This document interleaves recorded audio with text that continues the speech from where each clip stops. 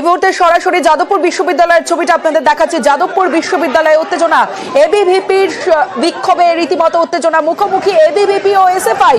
যে ছবি আপনারা দেখছেন, প্রচুর পুলিশ মোতায়েন করা হয়েছে, কিন্তু এই মুহূর্তে উত্তেজনা।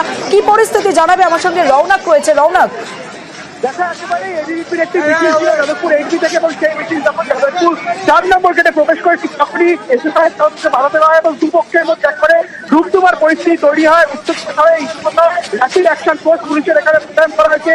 ডিসিএসএসসি নিচে ঘটনাস্থলে রয়েছে, অর্থাৎ তাদের যে মিছিল সেই মিছিল কেন্দ্র করে দুপক্ষের মধ্যে একেবারে হাতাহাতির পর্যায়ে পৌঁছায়। যাদবপুর বিশ্ববিদ্যালয়ের নিরাপত্তা রক্ষী তিনি আহত হয় এবং এবিভিপির 2 জন আহত হয়েছে। ইতিমধ্যে একজনকে হাসপাতালে নিয়ে যাওয়া হচ্ছে পুলিশের গাড়িতে করে। ডিসিএসএসসি নিচে ঘটনাস্থলে রয়েছে এবং প্রচুর পুলিশ বাহিনী এখানে মোতায়েন করা হয়েছে। হঠাৎ একেবারে এবিভিপির পক্ষ এবং এসএফআই দুপক্ষের মধ্যে হাতাহাতির পরিস্থিতিতে পৌঁছায়।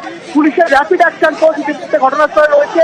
যাদবপুর বিশ্ববিদ্যালয়ের নিরাপত্তা তিনি আহত হয়েছে এবং এই ঘটনার জেরে এবিভিপির একজন আহত হয়েছে। ইতিমধ্যে তাকে কিন্তু উদ্ধার করে হাসপাতালে নিয়ে যাওয়া হচ্ছে দেখতে পাচ্ছি, এবং ঘটনাস্থলে পুলিশের র্যাপিড অ্যাকশন ফোর্স ডিসিএসএসসি নিচে রয়েছে, যাতে কোনো রকম ভাবে অপ্রীতিকর কোনো পরিস্থিতি না তৈরি হয় সেই বিষয়ে কেন্দ্র করে কিন্তু ইতিমধ্যে যে একজন আহত হয়েছে তাকে হাসপাতালে। রৌনক, জানতে চাইবো যে এবিভিপির কি বক্তব্য, এসএফআই এর কি বক্তব্য?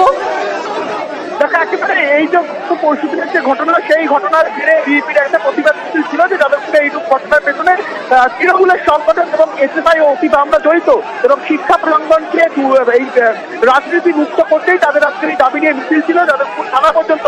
হঠাৎই কিন্তু মিছিল যাদবপুর 4 নম্বর গেটে বিশ্ববিদ্যালয়ের ভেতরে প্রবেশ করে।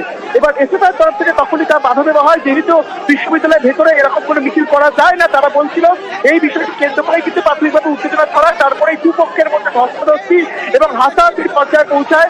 যাদবপুর বিশ্ববিদ্যালয়ের নিরাপত্তা রক্ষী তিনি আহত হয়েছিলেন এবং এবিভিপির একজন তিনি আহত হন, তাকে ইতিমধ্যে পুলিশ উদ্ধার করে হাসপাতালে নিয়ে গেল এবং ঘটনাস্থলে পুলিশের র্যাপিড অ্যাকশন ফোর্স ডিসিএসএসসি পরিস্থিতি। রৌনক, দেখো ইতিমধ্যে যাদবপুর বিশ্ববিদ্যালয় 4 নম্বর গেটের বাইরে নিজে রয়েছেন এবং প্রচুর পুলিশ বাহিনী মোতায়েন করা হচ্ছে। ঘটনা কোনো পথেই আর কোনো অপ্রীতিকর পরিস্থিতি তৈরি না হয়। এখনো পর্যন্ত যে মিছিল, সেই মিছিলকে কিন্তু সরিয়ে দেওয়া হয়েছে, কিন্তু এসএফআই যে জমায়েত, সেই জমায়েত এখনো রয়েছে। প্রচুর পুলিশ বাহিনী, কলকাতা পুলিশের র্যাপিড অ্যাকশন ফোর্স ডিসিএসএসসি নিচে ঘটনাস্থলে রয়েছে, যাতে কোনোভাবেই কোনো অপ্রীতিকর পরিস্থিতি আর তৈরি না হয়। এবং এবিভিপির যিনি আহত ছিলেন তাকে ইতিমধ্যে পুলিশ উদ্ধার করে হাসপাতালে উদ্দেশ্যে পাঠিয়েছে।